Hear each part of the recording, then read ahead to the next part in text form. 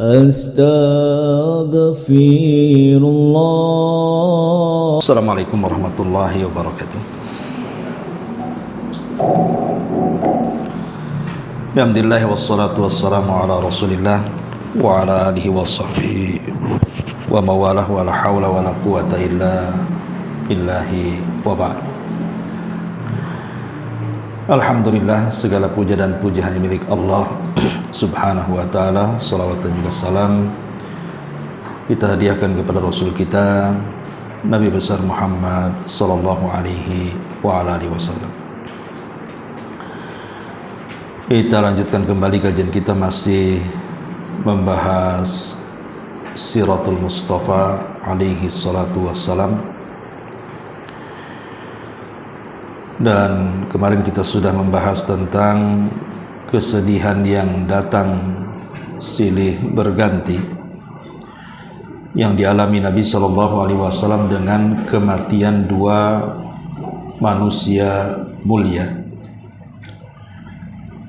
Bagi Nabi sallallahu alaihi wasallam, pertama Abu Thalib, walaupun memang Allah takdirkan dia tidak masuk Islam, tetapi perjuangan dia dalam membela dakwah Rasul tidak diragukan lagi dan dicatat dalam sejarah.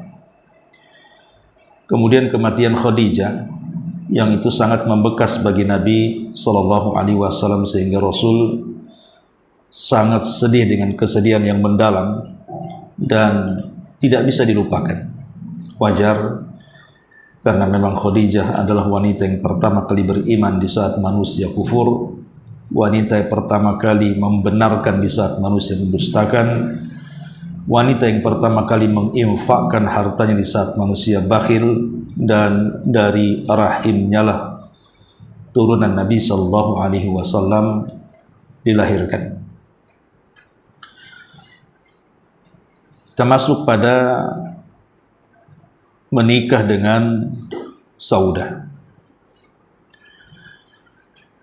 Ma'asyiral muslimat yang dimuliakan Allah Subhanahu wa ta'ala, kita akan mengenal sedikit tentang siapa Saudah bintu Jam'ah ini. Jadi Saudah, dia adalah Saudah bintu Jam'ah ibn Qais al-Amiriyah al-Qurashiyah,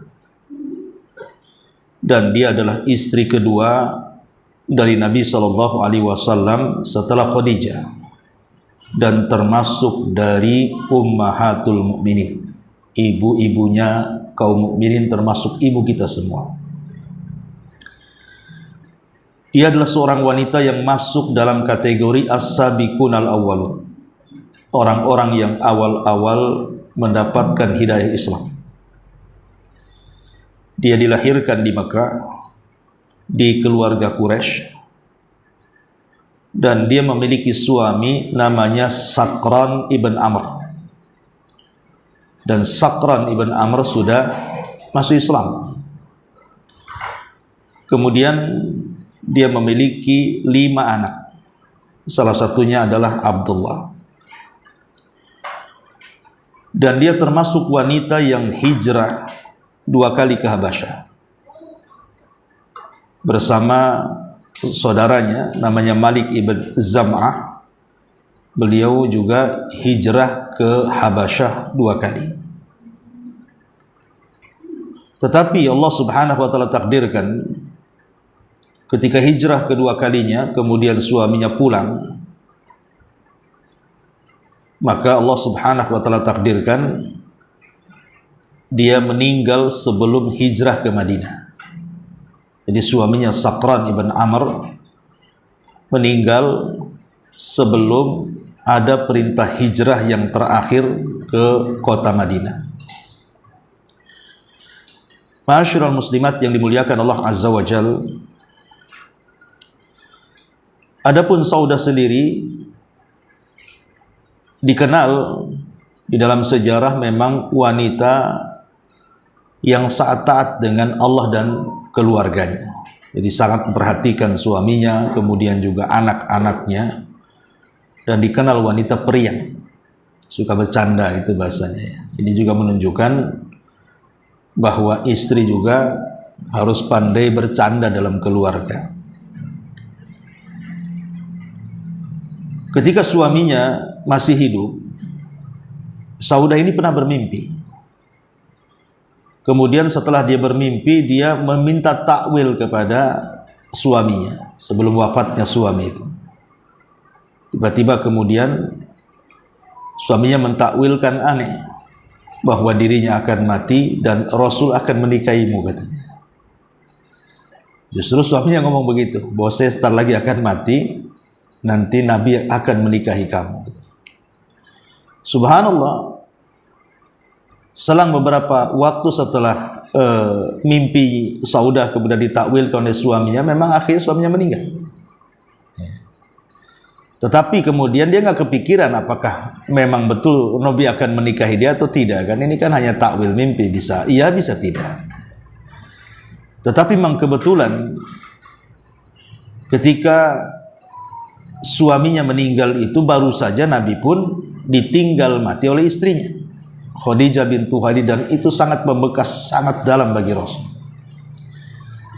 Sehingga ada seorang wanita namanya Haulah bintu Hakim. Haulah bintu Hakim itu wanita yang berakal. Ma'ruf ya kisahnya Haulah bintu Hakim, sedikit saya akan kasih gambaran bagaimana berakalnya Haulah bintu Hakim ini. Sampai-sampai kemudian Allah Subhanahu wa taala turunkan satu surat untuk Haulah ini, namanya surah Mujadilah, tentang hukum zihar. Jadi satu hari Haulah ini bertengkar dengan suaminya. Lah suaminya ini memang sedikit tidak berakal, jadi ada rada-radanya lah bahasa kitanya. Kemudian juga orangnya pemarah. Entah kenapa tiba-tiba suaminya mengatakan, anti ka dhahri ummi, bahwa engkau itu seperti punggung ibuku. Dan bahasa ini bahasa cerai dalam istilah jahiliyah. Jadi kalau seorang suami sudah tidak suka dan hendak menceraikan istrinya, maka orang jahiliyah akan mengatakan, pundakmu itu seperti pundak ibuku. Sebagaimana kita tidak seseorang tidak punya hasrat sama ibunya karena itu ibunya, maka begitu juga ketika dia mengatakan kepada istrinya seperti itu, ya seolah-olah udah nggak mau lagi. Ya, makanya istilah itu istilah talak. Akhirnya Haulah bintu Hakim ini datang kepada Rasul meminta supaya jangan bercerai.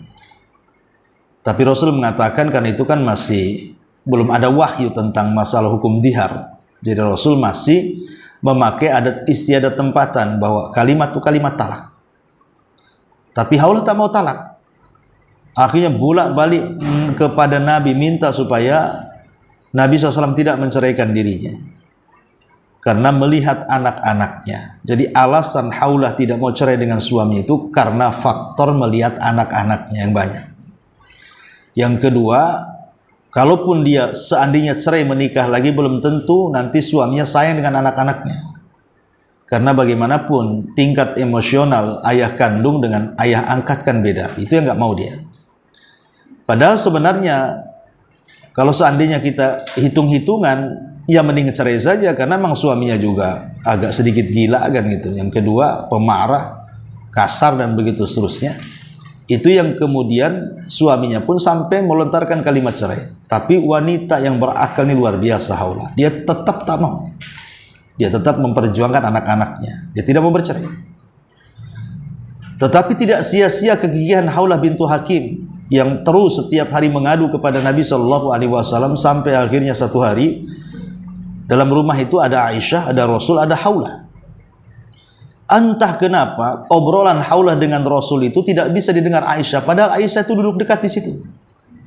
Seolah-olah telinganya ditulikan. Rupanya saat itulah kemudian turun surah Al-Mujadilah itu. Turun kepada Haulah bintu Hakim. Ya, tentang seorang wanita yang mengadukan perkaranya kepada nabinya. Turun ayat dihar, bahwa kalimat engkau seperti punggung ibumu itu adalah kalimat zihar, bukan talak. Jadi kalau ingin kembali bayar kafarah. Makanya kenapa kemudian para ulama menjadi perselisihan pendapat ketika ada seorang suami atau seorang istri memanggil dengan kalimat umi dan abi. Kan ada tuh biasanya suami bilang umi mau kemana gitu ya, atau istri pula mau ngomong abi mau kemana kan itu. Apakah kalimat umi dan abi ini sama dengan kalimat engkau seperti punggung ibuku? Kan kalimat umi secara bahasa Arab salah kan gitu. Umi itu artinya apa? Ibuku. Sementara dia istrinya. Maksud suami itu maksudnya ibu anak-anaknya kan begitu. Tapi kan disingkat. Ya, kecuali kalau dia jelas, pamannya anaknya Said. Kemudian suaminya mengatakan, Umi Said, kan jelas tuh. Memang Said anak dia kan gitu ya. Tapi kalau umi saja, ini kan bahasa seperti ini masih kabur. Maksudnya ibuku ini siapa? Kan itu ibu anak-anak atau ibu saya sendiri gitu.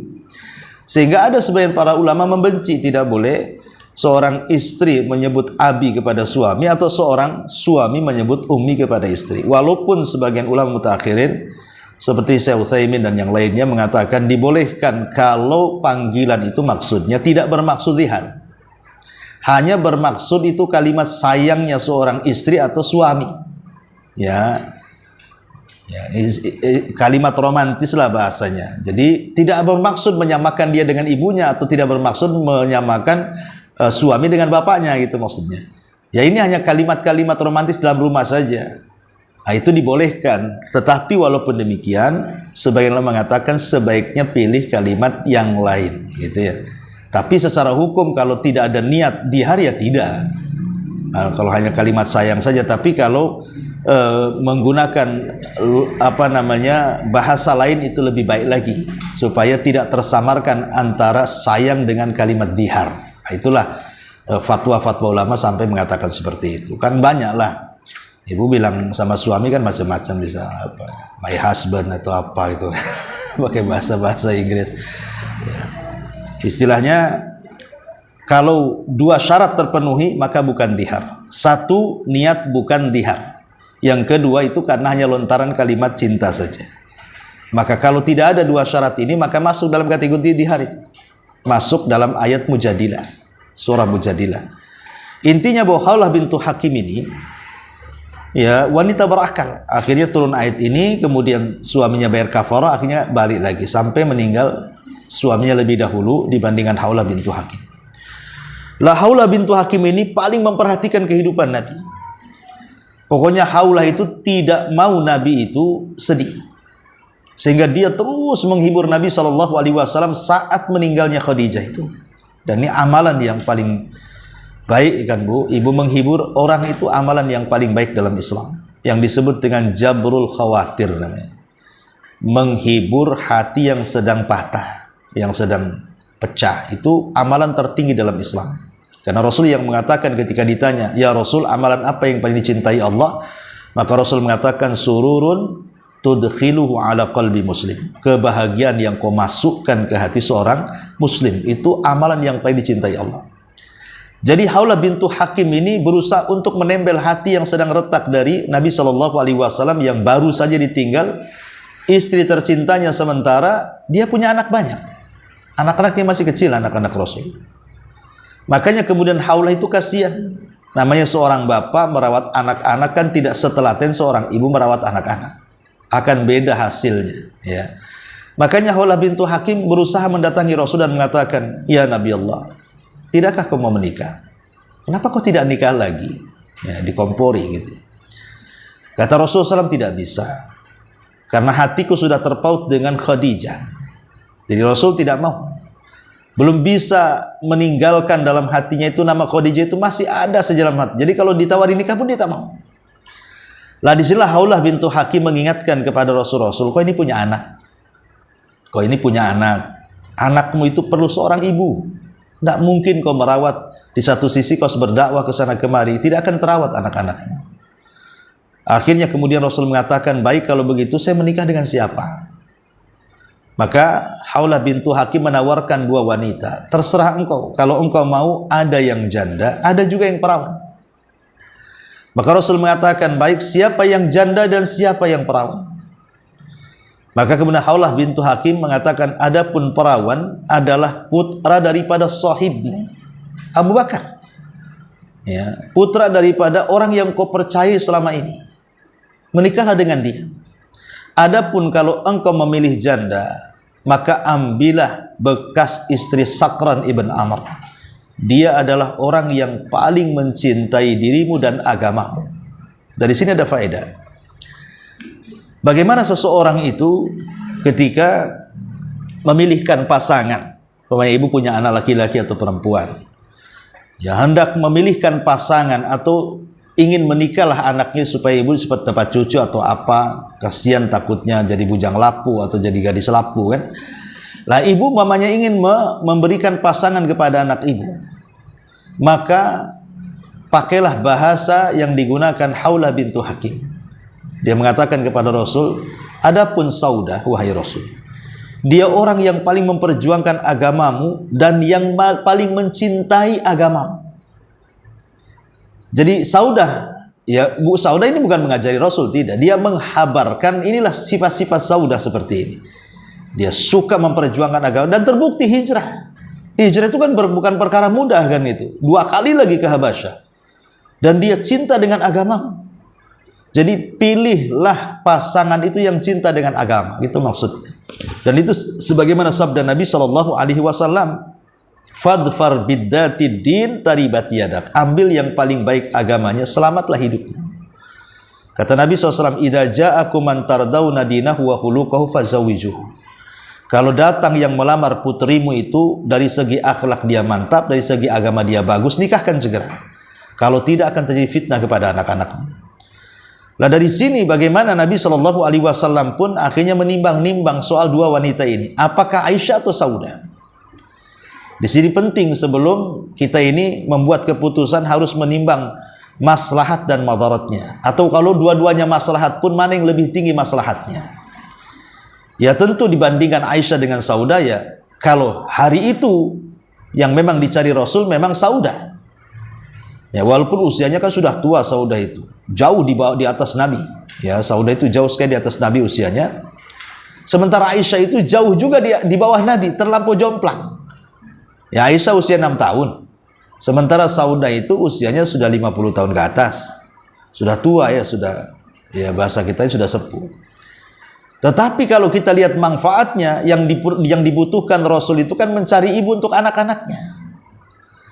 Ya kan, kalau seandainya anak-anaknya, makanya lihat Fatimah itu lebih tua dibandingkan Aisyah. Kalau seandainya Rasul kemudian langsung memilih Aisyah, lemak dengan anaknya lebih tua anaknya 2 tahun. Fatimah kan lebih tua 2 tahun dibandingkan Aisyah kan gitu. Nah, otomatis kan yang pengalaman, apalagi Saudah sendiri sudah punya anak 5 dan biasa mengurus anak. Makanya dengan pertimbangan-pertimbangan ini Nabi SAW akhirnya memilih Saudah. Tetapi kan lihat Rasul itu cerdas dalam menentukan sebuah permasalahan yang harus diselesaikan. Akhirnya dia pun mengatakan kepada Haulah, kalau begitu engkau saja menghubungkan Saudah denganku.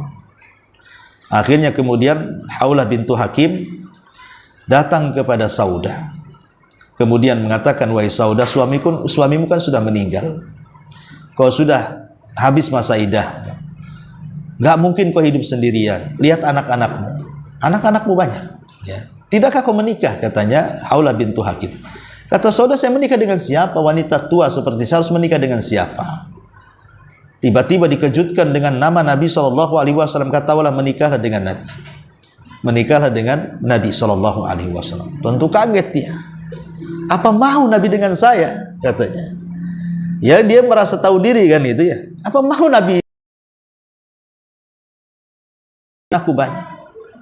Kalau seandainya saya menikah dengan Nabi, apa enggak kasihan Nabi akhirnya direcokin dengan anak-anak saya? Dengan permintaannya, dengan pertengkarannya, dengan cerewetnya, dengan macam-macamnya. Saya kasihan dengan Nabi. Awalnya Saudah itu menolak, bukan tak mau menikah dengan Nabi, tidak. Justru itu yang diinginkan dia. Karena pernah dimimpikan dan ditakwilkan suaminya kan itu. Tapi dia masih mempertimbangkan, dia takut kalau menikah dengan Rasul, anak-anaknya itu mengganggu Nabi, itu masalahnya. Makanya ketika kemudian Haulah memastikan bahwa Nabi tidak seperti itu, berjumpalah langsung dengan dia. Akhirnya berjumpa dengan Nabi SAW, kemudian terjadilah dialog. Itu juga yang menjadi penghalang Saudah dan mengatakan, ya Rasulullah, kau lihat anak-anakku banyak, aku takut anak-anakku mengganggu dirimu. Kata Rasul, hanya itu alasanmu? Ya, kata Saudah, ya, hanya itu alasanku. Maka Rasul mengatakan, anak-anakmu adalah anak-anak. Selesai. Ya. Bagaimana Nabi SAW kemudian memberikan keyakinan kepada Saudah bintu Jam'ah bahwa Nabi bukan hanya sekedar menikahi Saudah, tetapi juga ingin merawat anak-anak yatim yang ada di pangkuannya. Jadi luar biasa, ini akhlak. Ya. Yang kedua, Nabi SAW juga ingin membahagiakan Saudah, karena bagaimanapun dia umatnya, dia pengikutnya. Dan Saudah baru saja ditinggal mati suaminya, dia pun lagi sedih. Kemudian dalam kondisi dia miskin, dia mikirkan bagaimana pendidikan dan juga anak-anaknya makan dan begitu seterusnya. Tentu seorang wanita yang memiliki anak banyak sementara kondisi miskin kan akan sulit mempertahankan agama. Dikhawatirkan nanti dia dapat pekerjaan bersama orang musyrik, kan bisa saja ketarik lagi akhirnya. Jadi Nabi SAW ingin menyelamatkan agama Saudah, sekaligus juga ingin jabrul khawatir tadi. Sebagaimana kemudian Haulah bintu Hakim ingin membahagiakan Rasul, sekarang Rasul ingin membahagiakan umatnya, ingin membahagiakan Saudah. Karena kalau seandainya tidak dinikahi, terancam agamanya masalahnya. Maka Nabi SAW akhirnya menetapkan sikap untuk menikahi Saudah, karena ingin membahagiakan satu sisi karena baru meninggal suaminya, yang kedua juga ingin menyelamatkan agamanya. Dan ini lihat bagaimana Barat harus tahu bahwa Nabi SAW ketika berpoligami dengan banyak wanita itu bukan karena hasrat sebuah syahwat, tidak. Karena kebanyakan istri-istri Rasul itu rata-rata usianya sudah tua. Yang gadis sama Aisyah saja kan gitu. Semuanya janda dan sudah tua. Karena Rasul ketika menikah itu macam-macam tujuannya, ada untuk supaya mengislah banyak kabilah, dengan sebab menikahi salah satu anak kabilah akhirnya satu kabilah masuk Islam. Jadi ada unsur politik juga, siasah Islamiyah. Ya, gara-gara menikahi seorang wanita akhirnya satu kabilah masuk Islam. Karena kan memang di zaman itu kan fanatik kabilah luar biasa. Tapi bagaimana di sini Nabi SAW walaupun dia masih belum Khadijah, dan ini bentuk bagaimana sayangnya cintanya Rasul kepada Khadijah yang harus dipahami oleh ibu-ibu yang suka nonton drakor. Nonton drakor di YouTube itu. Kadang-kadang ada orang yang kemudian dipertontonkan dengan sinetron-sinetron Korea atau sinetron yang lainnya, yang kadang-kadang bersambung dari satu sinetron ke sinetron yang lainnya. Terkadang satu hari dia bisa menangis, bisa tertawa, bisa sedih karena nonton itu. Ya, iya, memang dipertontonkan bagaimana percintaan suami istri dalam sinetron itu yang luar biasa. Itu kan dusta saja. Ya namanya sinetron itu kan hanya disetting oleh sutradara, tidak beneran sebenarnya. Kenapa itu pula yang jadi rujukan? Akhirnya banyak kemudian yang terpengaruh gara-gara nengok sinetron. Nengok sinetron drakor gara-gara ini aja terpengaruh semua orang. Kenapa kita tidak melihat sirah Nabi? Kalau ingin supaya rumah tangga kita harmonis, rumah kita baik, sirah Nabi lo tidak akan kehabisan soal romantisme dalam keluarga itu. Kenapa beralih kepada sinetron? Itu yang kemudian bingung itu kita ini. Makanya lihat rumah tangga jadi kacau. Karena apa? Ya namanya sinetron itu ujung-ujungnya juga, kalau saya dulu masih kecil-kecil lihat sinetron itu, rata-rata kehidupan orang-orang kaya yang diceritakan. Jarang orang sinetron itu di desa-desa syutingnya itu. Rata-rata pakai mobil bagus, rumahnya bagus. Lah yang nonton orang kere, orang miskin. Akhirnya akan mikir dia, aduh kapan saya punya kayak dia. Nggak bisa. Tengok istrinya di sinetron Putri, tengok istri yang kanannya hitam sekali. Akhirnya kan begitu juga istri juga sama. Kok tampan-tampan di sinetron, tengok suaminya pula jelek-jelek kan itu. Terpengaruh nanti. Ya, karena akhirnya dorongan rumah tangga itu bahagia kalau ada harta, bahagia kalau ada dunia, bahagia kalau ada ini, ada itu. Tetapi kalau kita melihat bagaimana kehidupan Rasul, bukan itu yang mengundang kebahagiaan. Itulah makanya salah kaprahnya ketika menonton itu menjadi tuntunan. Lah ini kalau yang seperti ini akan menjauhkan dari suri toladan Rasul dalam keluarga. Lihat Nabi SAW saking cintanya. Kalau cerita cinta, Rasulullah yang paling cinta dengan istrinya. Ya, itulah gambaran romantisme dalam keluarga yang Nabi dengan Khadijah itu. Kalau ingin dicontoh. Ya, jadi Rasul tuh walaupun dia belum bisa berusaha untuk menghilangkan Khadijah di hatinya itu, tapi dia melihat maslahat ke depan, lihat anak-anaknya, maslahat umat ada jauh lebih besar, sehingga dia tidak pedulikan dengan Saudah, walaupun Saudah ini lebih tua usianya, bahkan dia ya maksudnya wanita berkulit hitam ya, dan tidak cantik begitu artinya, tapi Rasulullah SAW tidak ke sana. Dia seorang nabi, dia harus mengayomi umatnya. Dan ini juga bantahan kepada orang barat yang saya katakan tadi, bahwa Rasul menikah banyak itu karena faktor syahwat. Kata siapa? Kalau Rasul mau ngapain dengan Saudah, kenapa nggak dengan Aisyah saja? Masyarul muslimat yang dimuliakan Allah subhanahu wa ta'ala. Nah, ketika kemudian Saudah sudah mau, ya karena Rasul sudah mengatakan seperti itu, maka kemudian beda dengan gadis.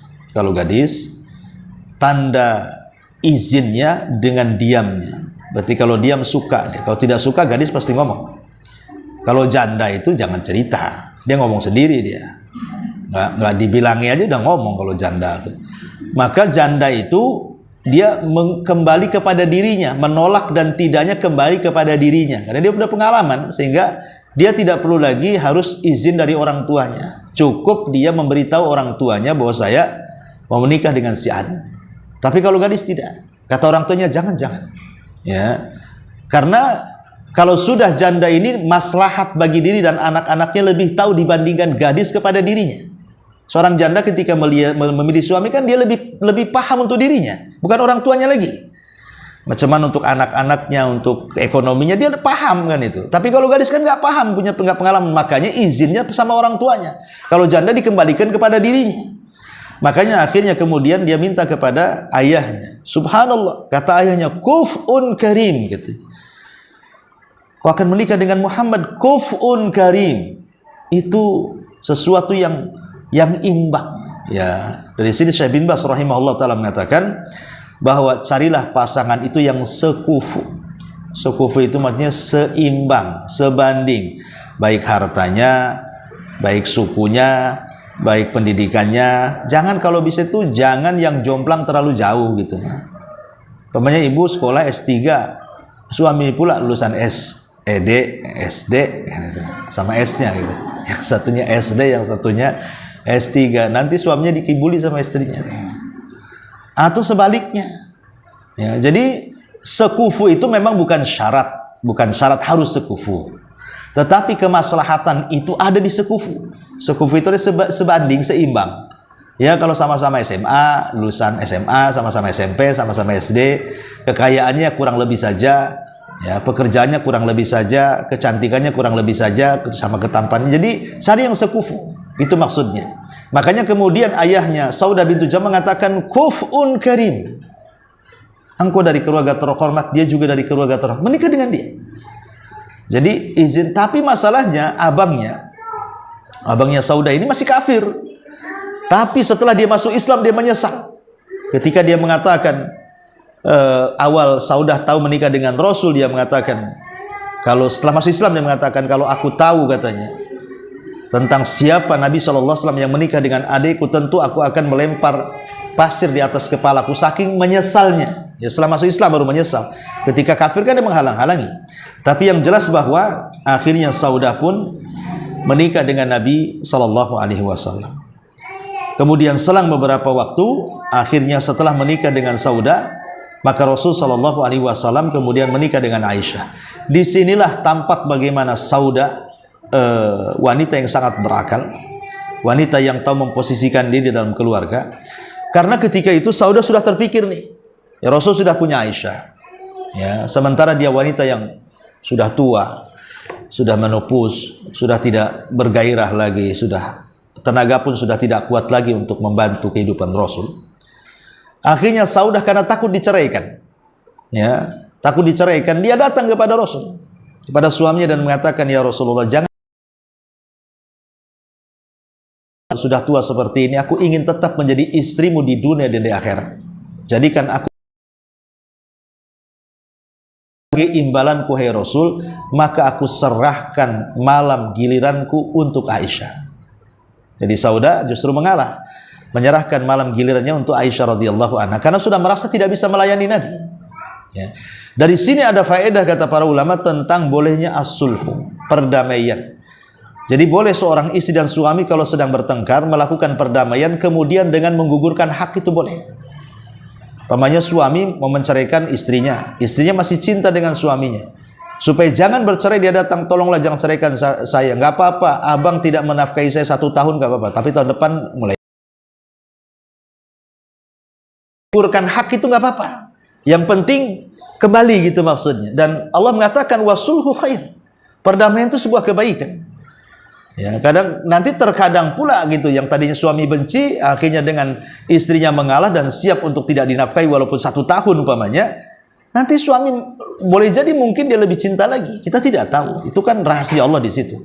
Tapi perdamaian dalam keluarga dengan menggugurkan sebuah kewajiban itu dibolehkan. Dibolehkan. Umpamanya istri mengatakan kepada suami, boleh bang, abang balikan dengan saya, tapi tolong 2 kali lipat ya bulanannya. Nah, jangan ngasih 1 juta, saya minta 3 juta per bulan. Kalau sanggup saya balik. Kata abangnya, oh dasar wanita materialistis. Ya kalau mau kan, kalau enggak ya sudah, cari yang lain sana. Nah, akhirnya terpikir karena juga suaminya kasihan dengan anak-anaknya, ya udahlah balikan apa-apa. Toh juga untuk istri juga umpamanya kan. Jadi boleh seseorang suami dan istri mengadakan perdamaian itu dengan cara apa? Supaya kembali dengan menggugurkan kewajiban itu dibolehkan dalam Islam.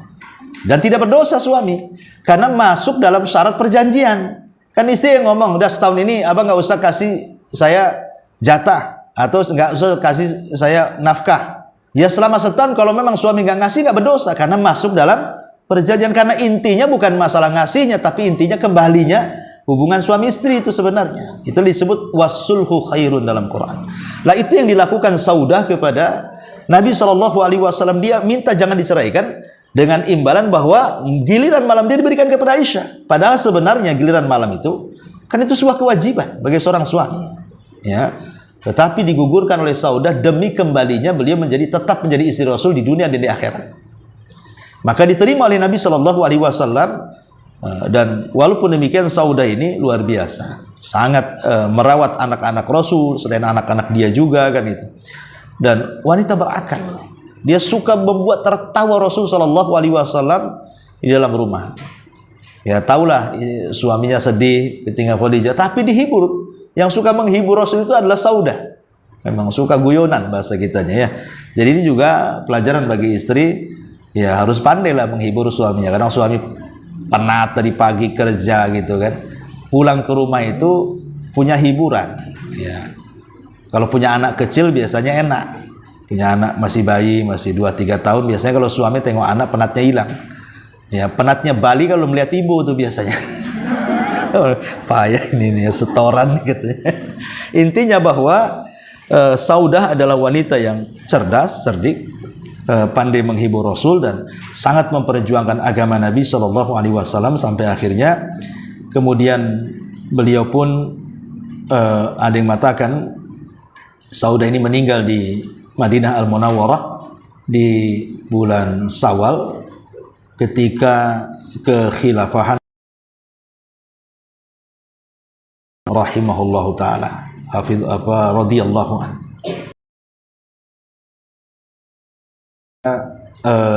Biografi dari Saudah bintu Jam'ah. Adapun akhlak-akhlak Saudah dijelaskan. Jadi di antara akhlak Saudah dijelaskan oleh beberapa ulama sejarah. Amma as-Saudatu, maksudnya Saudah bintu Jam'ah, bi annaha jumi'at malamih azimatun wa malamiha azimatan wa hisalan thayyibatan. Jadi terkumpul pada sifat-sifat Saudah ini memang perkara-perkara yang sangat agung, akhlak-akhlak yang baik. Kana minha annaha kanat mu'ta'atun tukthiru minas sadaqah. Jadi Saudah itu wanita yang suka bersedekah. Jadi terkenal wanita yang suka bersedekah. Dan itu terbukti saat kekhilafan Umar bin Khattab radhiyallahu anhu. Jadi Umar itu mengutus kepada Saudah seseorang untuk membawa uang dirham yang cukup banyak sekali. Ya, karena sebagai istri Nabi, Ummul Mukminin, Umar menghormati Saudah, jadi membagi-bagi harta kepada istri-istri Nabi, salah satunya Saudah. Ya, banyak dikasih harta oleh Umar bin Khattab radhiyallahu anhu. Tapi apa yang terjadi? Fafarraqatha bainal masakin. Semua yang diberikan Umar bin Khattab tidak tersisa dalam rumahnya kecuali diberikan kepada fakir miskin. Semua tidak tersisa. Apapun yang diberikan oleh Umar maka langsung disedekahkan. Dia tidak mau ada satu harta sedekah tersisa di rumahnya. Ya, maksudnya hadiah ya, bukan sedekah, karena keluarga Nabi tidak memakan sedekah. Jadi Umar memberikan hadiah besar kepada Saudah, tapi oleh Saudah kemudian disedekahkan sampai tidak tersisa di dalam rumahnya. Kemudian juga tadi yang sudah saya ceritakan, waqad wahabat radhiyallahu anha yaumaha li Aisyah. Beliau sudah menghibahkan malamnya kepada Aisyah, dan itu disebutkan dalam Sahih Muslim. Dijelaskan lamma kabirat, ketika Saudah sudah tua, ja'alat yaumaha min Rasulillah li Aisyah, maka dia memberikan malamnya kepada Rasul untuk Aisyah Ummul Mukminin radhiyallahu anha. Maka Aisyah dari semua istri-istrinya dia punya 2 malam, kalau istrinya hanya 1 malam saja. Dan itu kebaikan Saudah kepada Aisyah, dan juga ingin membahagiakan Nabi SAW, karena Saudah tahu bahwa tidak ada satupun istri yang paling dicintai Rasul setelah Khadijah, Aisyah. Ingat, ini masalah cinta ya, bukan masalah keadilan. Cinta ini urusan hati, tidak bisa adil. Ya, tetapi kalau masalah nafkah itu harus adil. Tapi kalau masalah cinta ini masalah hati. Rasul aja tidak adil. Ya, jadi Rasul lebih mencintai Aisyah dibandingkan istri yang lain, sampai kemudian satu hari mereka mengirim kepada Fatimah, bilanglah, karena begini, Rasul itu kalau ada di rumah Aisyah banyak sahabat yang ngasih hadiah. Tapi kalau Rasul di rumah istri-istri yang lain tak ada pula sahabat ngasih hadiah. Jadi istri-istri yang lain cemburu kan itu. Kok yang disalahkan Nabi? Harusnya kan sahabat yang disalahkan kan itu ya. Kan sahabat sendiri yang memilih. Kenapa sahabat memilih ngasih hadiah ketika Rasul di rumah Aisyah coba? Karena biasanya kalau seorang suami dia bersama istri yang dicintainya, itu kan akan lebih tenang dibandingkan istri yang tidak dicintainya kan itu. Umpamanya berpoligami lah. Nah, ada suami punya istri 4. Tapi yang paling dicintai itu yang 1. Otomatis ketika di rumah dia kan lebih tenang kan, lebih bahagia dibandingkan istri yang lainnya kan itu. Walaupun secara fisik ya sama keadilannya. Makanya sahabat tahu kapan Rasul senang, kapan Rasul tidak senang. Rasul itu kalau di rumah Aisyah sangat senang sekali, makanya saat senang itulah mereka kasih hadiah. Tapi masalahnya memancing kecemburuan istri-istri yang lainnya. Diutuslah Fatimah, bilanglah Fatimah sama ayahmu itu, janganlah kemudian seperti itu. Istrinya kan banyak, bukan Aisyah saja kan itu. Kasih tahu loh kalau Rasul dari rumah yang lain itu kasih hadiah juga lah sahabat-sahabat tuh gitu. Jadi Fatimah datang kepada Rasul menyampaikan onok-onok istri-istrinya. Awalnya sebelum Fatimah dulu, baru kemudian Ummu Salamah ya. Fatimah dulu, kemudian kata Rasul, wahai Fatimah, aku sudah tahu apa yang kau katakan. Tapi begini, apakah kau mencintai ayahmu? Maka Fatimah, ya jelaslah, masa ayahku tidak saya cintai.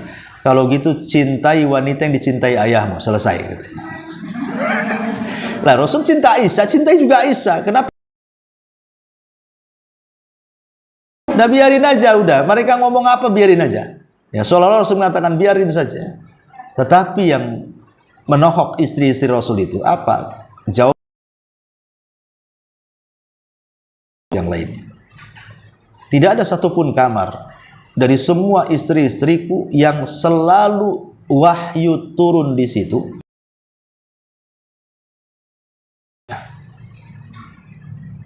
Mau dia apa lagi? Ya. Itu masalahnya Rasul suka di kamar Aisyah. Karena di situ suka dapat wahyu. Jibril turun di situ. Nah, di kamar-kamar lain yang lain tak ada kan gitu. Ya wajar, akhirnya Rasul lebih suka di rumah Aisyah karena memang selalu turun wahyu di situ. Itu tidak terbantahkan itu. Walaupun kemudian mereka minta Ummu Salamah pun tetap saja. Ya, artinya bahwa dari segi kecintaan tidak bisa lah. Tapi Rasul kalau dari segi keadilan nafkah yang lainnya, Rasul orang manusia paling adil. Tapi khusus kecintaan tidak bisa. Ya. Jadi Aisyah radhiyallahu anha lah wanita yang dicintai Nabi SAW, sehingga kemudian Ketika dia dapat 2 giliran, Saudah tahu ini Aisyah paling orang yang paling dicintai, makanya dia tidak memberikan malamnya ke istri yang lainnya, tapi difokuskan kepada Aisyah. Alasannya itulah yang bisa membahagiakan Nabi. Dia akan lebih senang, lebih tenang ketika dia berada di orang yang dicintainya. Makanya dia ingin membahagiakan suaminya dengan cara apa? Ngasih dia malam itu untuk Rasul. Ini giliranku, kasih Aisyah. Nah, ini kan luar biasa. Sekarang kalau poligami mana ada? Kalau bisa seterusnya di rumah saya bang, nggak usah balik-balik katanya. Jadi intinya bahwa itu diantara akhlak yang menonjol dari Saudah bintu Jam'ah. Belum lagi yang kecerdasan dia, perjuangan dia dalam Islam jangan ditanyakan. Karena dengan hijrahnya dia ke Habasyah saja kita sudah tahu ketangguhan imannya si Saudah bintu Jam'ah ini. Karena tidak semua yang sanggup hijrah. Sampai ketika hijrah ke Madinah sudah jelas dapat tempat yang nyaman saja, ada juga sahabat-sahabat yang tidak mau hijrah. Karena masih mikirkan rumahnya, anaknya, bisnisnya, kendaraannya dan macam-macamnya. Sampai turun ayat teguran kepada mereka. Ya. Wallahu a'lam, ini diantara kisah Saudah bintu Jam'ah radhiyallahu anha. Ya. Adapun kemudian di sini ada bab tentang faktor pendorong kesabaran, ketegaran kaum muslimin. Ini banyak sekali. Ya, ada sekitar 5 poin tentang sebab-sebab kenapa Rasul dan para sahabatnya kok bisa sabar, kok bisa dia istiqomah gitu ya. Apa rahasia mereka itu sampai akhirnya Islam dihantarkan oleh mereka kepada kejayaannya di kota Madinah dan bahkan akhirnya berbalik menyerang Mekah, kemudian tersebar ke seantero dunia. Itu bekas pengaruh daripada sabar dan juga istiqomah. Lalu apa penyebabnya? Ini ada sekitar 5 poin, ya cukup panjang lah. Insya Allah nanti kita lanjut ataupun 6 poin kalau nggak salah ya. Ya nanti kita akan baca minggu depan. Baik, sampai di sini kita tutup. Sebelum saya tutup, kalau ada yang bertanya silakan.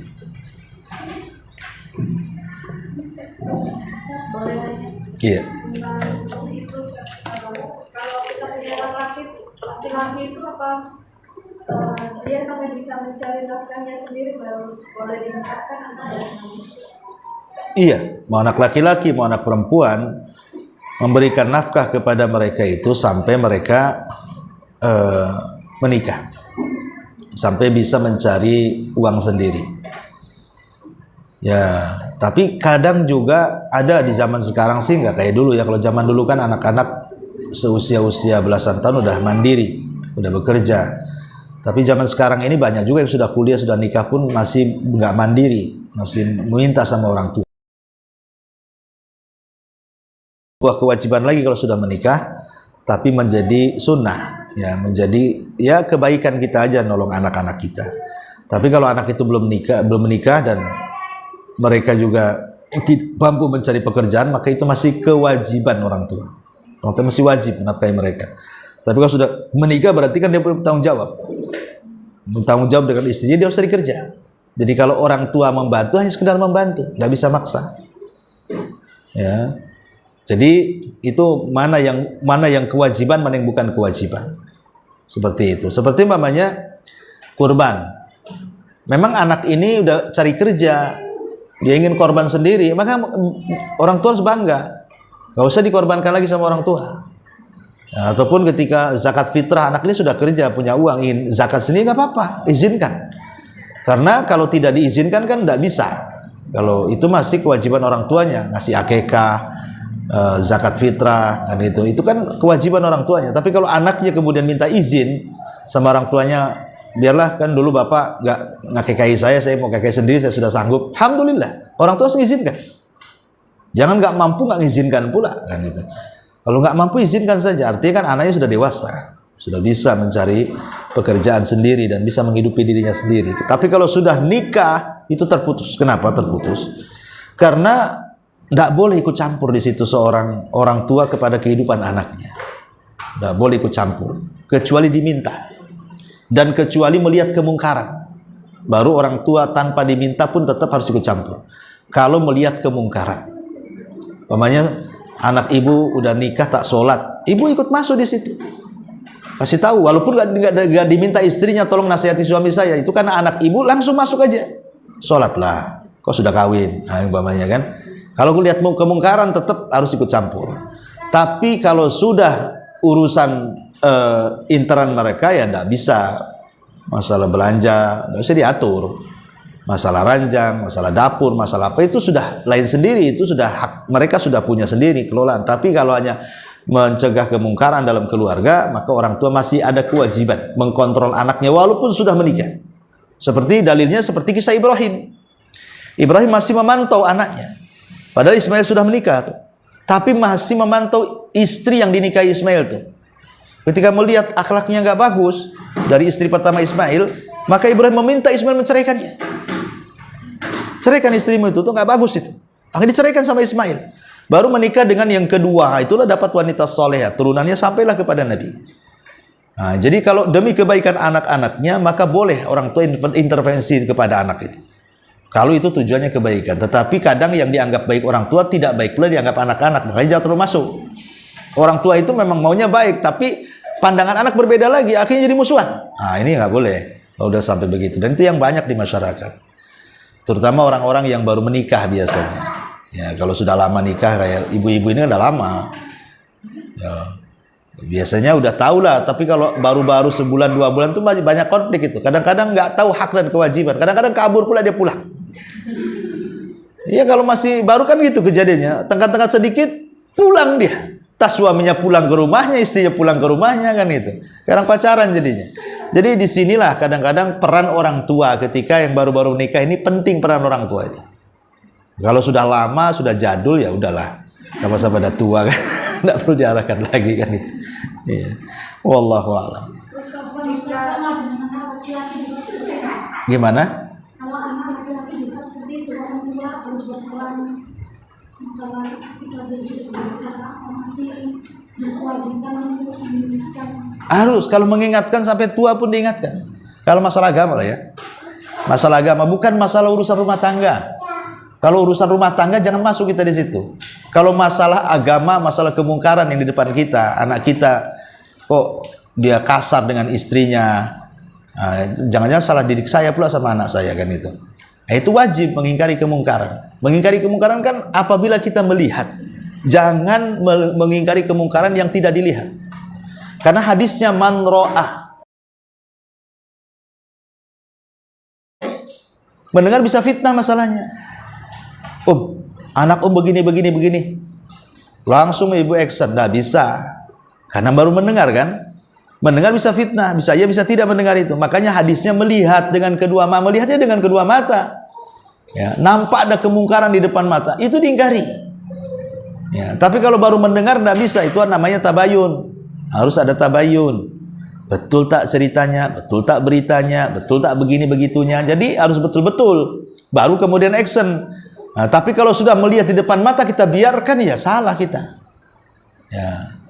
Jangankan kepada anak kita, sama orang, sama tetangga saja harusnya seperti itu. Tapi kan ada tahapannya mengingkari orang lain kan.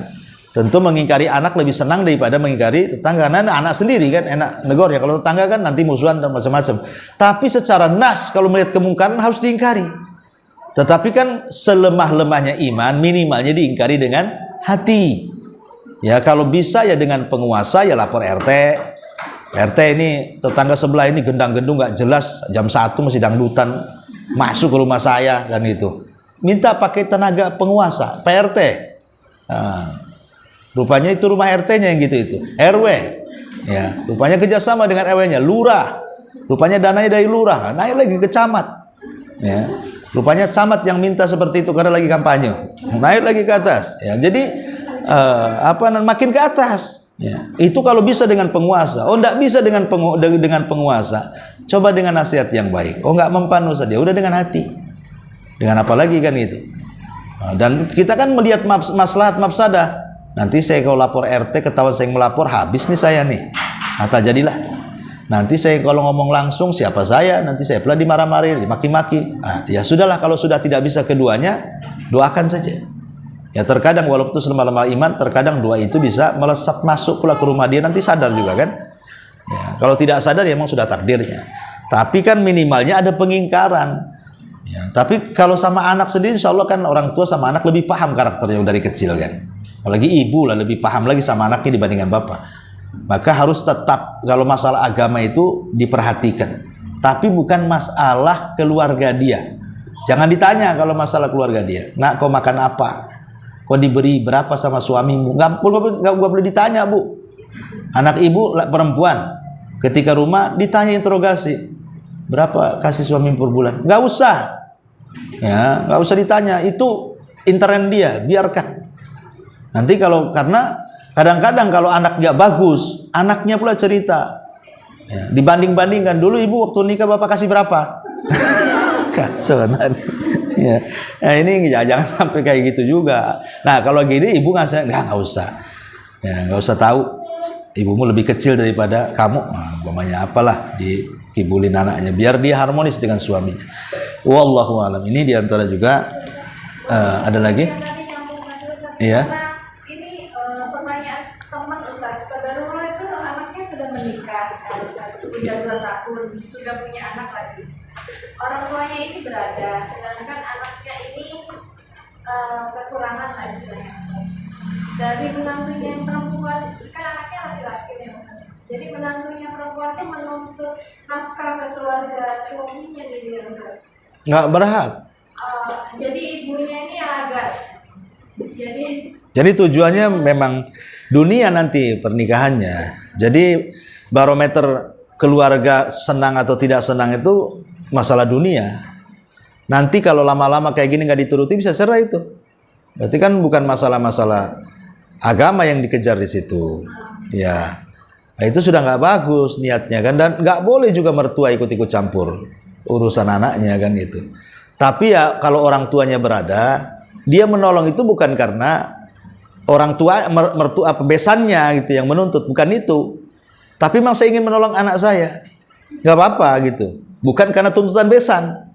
Ini anak saya, ya dari kecil saya rawat dia makan layak, tempat tinggal layak. Masa setelah nikah kayak gini, ya saya bantu. Tapi bukan karena desakan si besan, tidak. Kalau desakan di si besan, ini apa rumah tangga ini? Coba loh.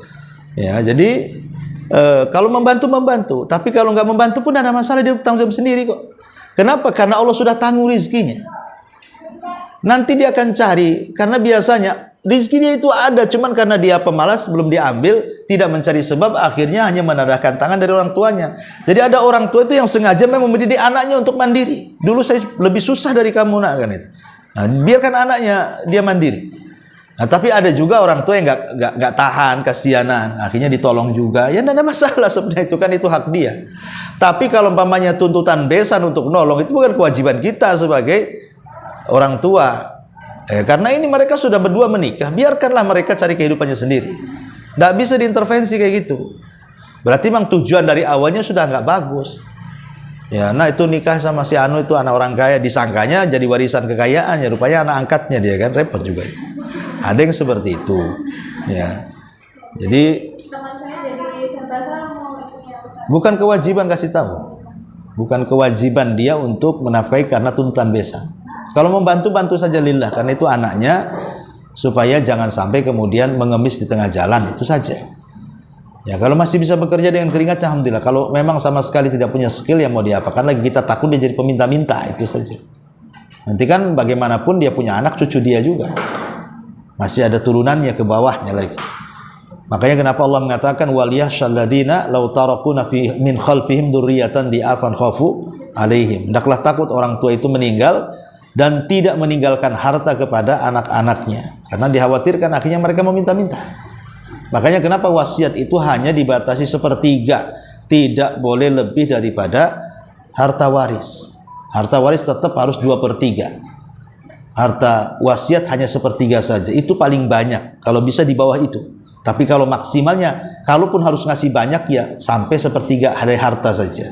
Karena tidak boleh mendolimi ahli waris. Pokoknya begini, saya punya anak 5, yang 1 anak angkat, yang anak angkat baik pula sama saya, ya, karena dia yang merawat saya sampai akhirnya sampai tua. Anak-anak saya nakal semua umpamanya, ini anak angkat pula baik. Kemudian saya wasiatkan, nak, karena anak-anakku sudah kurang ajar, ini rumah untukmu. Boleh enggak? Boleh. Ya, karena kebaikan anak angkat kepada orang tua angkat itu nanti dibalas di sorga, bukan dibalas di dunia. Dan salah orang tuanya mengatakan, ini karena anak-anak saya kurang ajar, nih rumah ini untuk kamu. Wasiat seperti ini batil. Tidak bisa. Kalau orang tuanya betul meninggal, anak itu berhak menuntut rumahnya. Dan kalaupun nanti dia mendapatkan wasiat dari orang tuanya, hanya sepertiga rumah saja, 2/3-nya untuk ahli waris. Karena ada anak angkat ingin menguasai, siapa Anda kan itu? Anda nggak ada hubungan dengan ahli waris. Anda diangkat aja udah untung, dibesarkan, dapat dari kecil. Kalau dilempar ke tong sampah, udah mati mungkin. Nah, jadi dia harus bersyukur juga, anak angkat dibesarkan itu udah bersyukur dia bisa hidup. Tapi melonjak pula dia melebihi anak kandung. Nah, kan ada yang anak angkat yang kurang ajar itu. Jadi kalau dia tahu anak angkat dapat wasiat, kalau tidak dapat wasiatnya nggak dapat waris sama sekali. Dia mana hak saya? Kamu anak angkat mana tahu? Mana bisa nggak bisa anak angkat dapat waris? Dia dapat warisan itu karena wasiat saja, atau semasa hidupnya karena hadiah, atau kalau menjelang kematiannya disebut wasiat. Wasiat tidak boleh daripada sepertiga. Seperti kisah Abi Sufyan, Abdurrahman ibn Auf. Abdurrahman ibn Auf ini ketika sakit parah, dia waktu itu anaknya baru 1 perempuan, hartanya melimpah, banyak hartanya. Ya, triliunan kalau sekarang ini. Jadi dia sakit parah, disangka mau mati. Kemudian Rasul mendatangi, kata Abdurrahman, ya Rasul, kayaknya hidupku tidak lama lagi. Maka saya ingin menginfakkan semua kekayaanku untukmu. Gunakan di jalan Allah. Kata Rasul, tidak boleh. Bagaimana kalau separuh? Nggak boleh. Bagaimana kalau sepertiga? Cukup sepertiga. Sepertiga udah banyak, kata Rasul. Ya, kenapa? Walaupun istilahnya dia punya anak 1 gadis, tetapi tetap saja kalau sudah wasiat itu, kata Rasul, sepertiga udah banyak. Lebihnya kasihkan ahli warismu. Tahu-tahu sembuh lagi, tak jadi mati Abdurrahman. Akhirnya menikah lagi, banyak anaknya. Tapi kekayaannya pun melimpah tuh. Ketika dia meninggal, semua dapat warisan banyak. Ya, istri-istrinya Abdurrahman bin Auf. Ya, wallahu a'lam. Ya. Wallahu a'lam, Bu. Saya kira ini yang bisa